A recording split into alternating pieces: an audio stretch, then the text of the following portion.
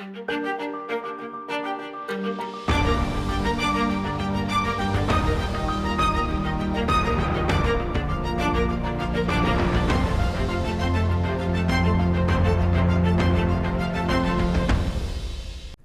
to Search for Signs. My name is Gary Willing. If this information interests you, please press the like and subscribe button and press the bell for notifications. Now, according to esotericism, everything in life is a hierarchy. Now, people don't, especially in this country, don't like using that term because it has a connotation to them that somebody might be better than them. Somebody might know a little bit more than them, right? And they don't like that. We all think we're better than other people, but we want to be equal. The masters don't view themselves as better than anybody else. Maitreya doesn't view himself as better than any other masters or any of us or whatever. In fact, when you see Maitreya and you see these masters, you'll know what I'm talking about. You'll see somebody who has absolute perfect humility in the realest sense, manifesting it moment to moment. So if you want to see what being humble and really have true humility, when you see Maitreya, you'll know what I'm talking about. So he doesn't think he's better than anybody else at all. So moment to moment, he knows that's the case, right? Now, the thing of it is that everything in life is a hierarchy. It's been there right in front of our face the entire time, whether we're aware of it or not. So if you look at the animal kingdom, for instance, right? I mean, obviously insects are not as advanced, as they're not the most advanced members of the animal kingdom. What would be the most advanced members of the animal kingdom? Well, of course, it would be domesticated animals. Animals that respond to human thought. So cats, dogs, horses, oxen, elephants, camels, those kind of things. The animals that are used for work or that we let under our house, and you can say, come here, Fido, come here. And they come and they get fed and all that kind of stuff, and they let you pet them and all that kind of stuff. Those animals are the ones that are most evolved because they respond to human thought better than other animals do. And then there's different levels of domestication that you could say that this animal seems to be more advanced than that animal or so forth. And it's not that a German Shepherd's better than a snake or a shark. It's just that they are manifesting the divinity on the level of a domesticated animal, where a shark is just manifesting divinity at the level of a shark. So you can't train a shark to be loving. You know what I'm saying? It doesn't work like that, right? But eventually all the animals will eventually move their way up to where they are ready for a soul to incarnate in them. But it just takes millions of years. Just like if you look at the plant kingdom, right? Well, what plants are the most evolved of all plants? Well, those are the plants that actually radiate some kind of fragrance or have a flower to them. So there's a hierarchy of vegetation, actually. It doesn't mean that roses are better than oak tree.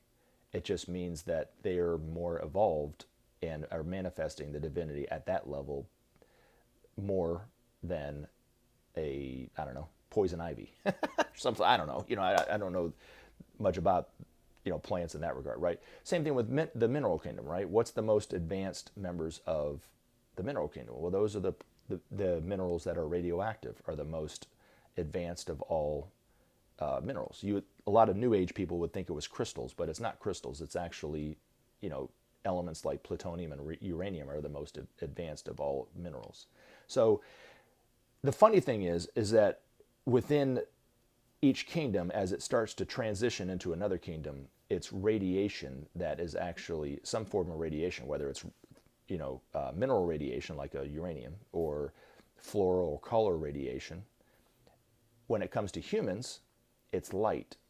It's the measure of how much light are we emanating, and it's a spiritual light. So you can't see it with your physical eyes. You could see it if you could see those things, but so the masters, when they see a person, they can tell the level of how much they're manifesting their divinity based on the radiation of the light that's coming off of them. So somebody like Leonardo da Vinci, who was nearly a master when he was Leonardo da Vinci, is a more advanced, was more of an advanced member of humanity than, let's say, I don't know, Jeffrey Dahmer. if you remember him, the guy that actually killed all these boys and ate them. You know what I mean? So people who are, you know, who live their life moment to moment to satisfy their own, you know, hunger for whatever it is, whether it's sexual desire or violence or sleep, too much sleep or whatever, and that's all they care about. They don't care about anybody else but themselves in that regard, are probably not as advanced as somebody like Jesus was when he was a disciple, or Abraham Lincoln, or Rembrandt, or Mozart. So those people. So as we start to incarnate over and over again as people, we start to move up that hierarchical ladder. It doesn't mean that the Christ is any better than Jeffrey Dahmer. It just means that Jeffrey Dahmer is not manifesting his divinity as much as the Christ was, or is. So that's the way the masters would look at it. They look at it from beyond time anyway. So they would see you or me or whatever manifesting the level of divinity that we're manifesting right now.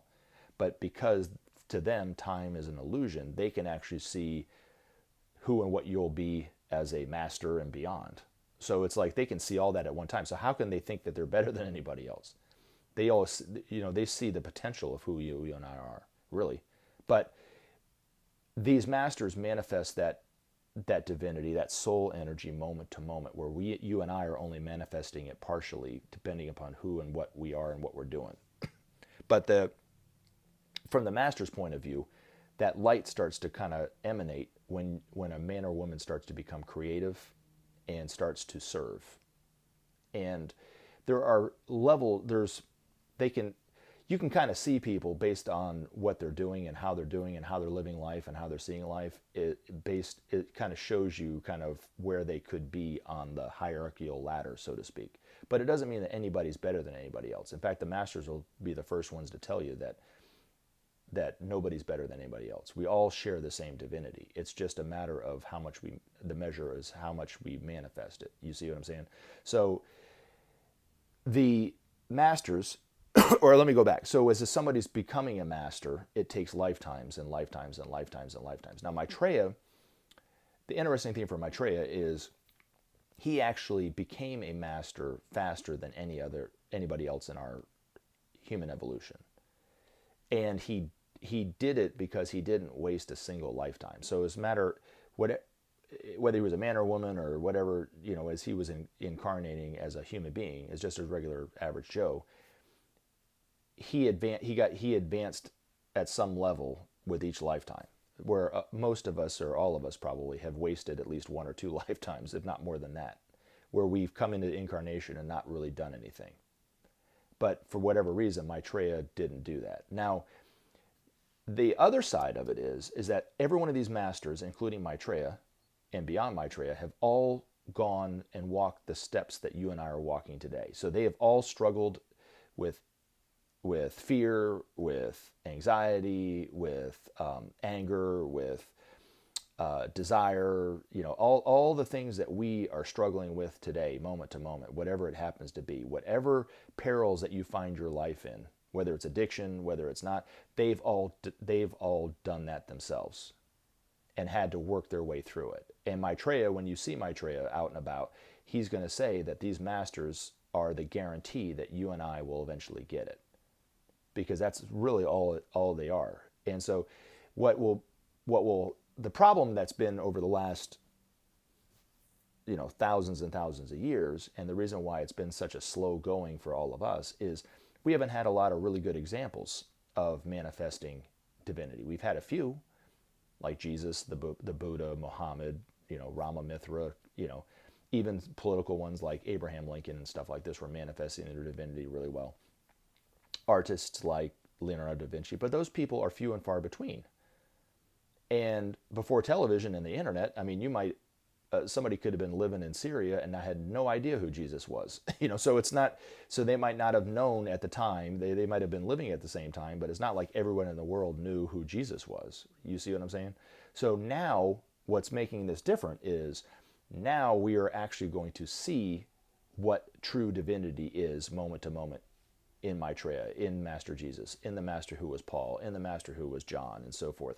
We're going to see it moment to moment on TV, on the internet, on YouTube, you know, those kind of things. And it's going to inspire us to start to do what they're doing, which is serve humanity, which is live our lives more truer to who we are as souls and that kind of thing. And that's really where the change is going to happen. But these masters emanate light just like, let's say, Leonardo da Vinci is emanating light, or Martin Luther King emanated light. But and you see the effect that those disciples had at the time on the life that they, around them that they had, right? So, I mean, Martin Luther King had an amazing effect on not only this country, but the culture and the people and everything like this. And even to this day, he still has an effect on people, and he's affected life in a way. But in a much smaller way, relatively speaking, to these masters, because these masters are manifesting that light moment to moment. Maitreya, my gosh, he even embodies that energy. So it's at a much higher level than somebody like Einstein could do. As amazing as Einstein was as a person, and how much more advanced he was than average humanity, these masters are about that much more advanced than he is, if not more than that. And so, in fact, actually, esoterically, let's take a look at the Bible, right? In Revelations, it says, out of the mouths of babes.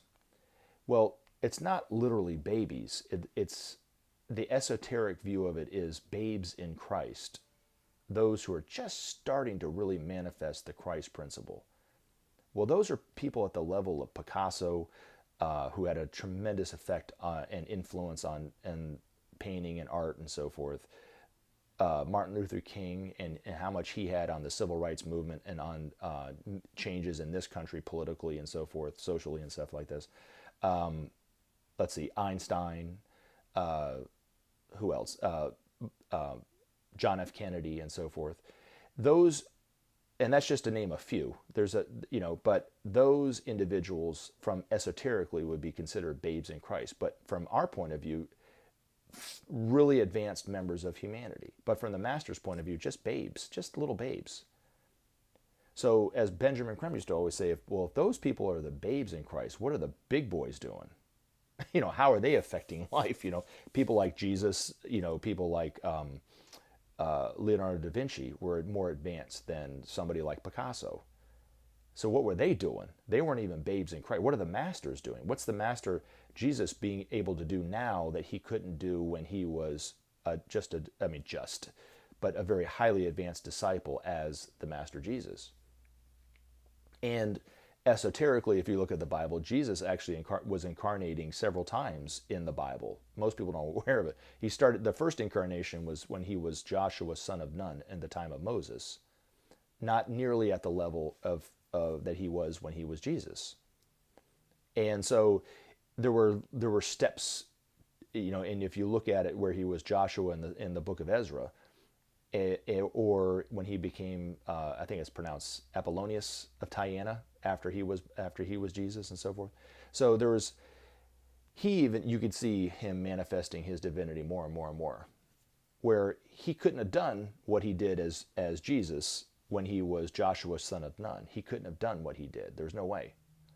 But it took time to get to that level, where most Christians view Jesus just kind of skipping over everybody and was kind of born with a silver spoon in his mouth as the only true Son of God. Esoterically, there's no person like that in the entire universe.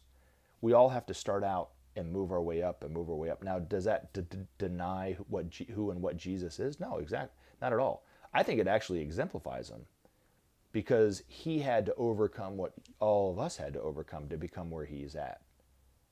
And then even now, he's doing greater things than he was doing then.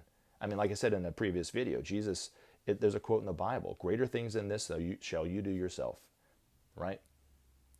He's saying that eventually we will all do not only what he did as Jesus, but and love the way that he loved and all that kind of stuff, but we will be able to do even more than that.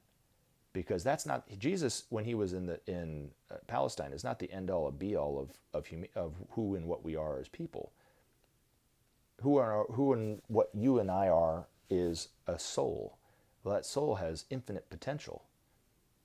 That soul is just starting out. Even these masters are just starting out. So The funny thing is, if you go to another solar system, like the solar system Sirius, which is a very, very advanced solar system, where a lot of the masters, when they become masters on this planet, they head right to Sirius, because it's a much more advanced place to serve and so forth, right?